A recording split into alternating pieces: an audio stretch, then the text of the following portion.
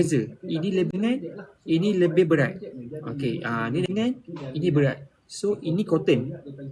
Ini material premium policy spandex. So beza.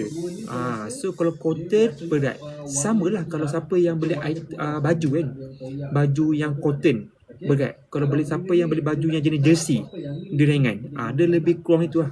Pro and con itulah. Kita punya baju tu ataupun kita punya cap kita lebih kurang sama lah tuan. So itu tuan yang saya boleh bagi tahu lah untuk tuan-tuan, dia punya perbezaan antara kita punya item-item yang kami berikan pada hari ini juga. Okey, so untuk kita punya item ni saya akan beritahu lah apa perbezaan antara kita punya item snapback cap dan juga baseball cap.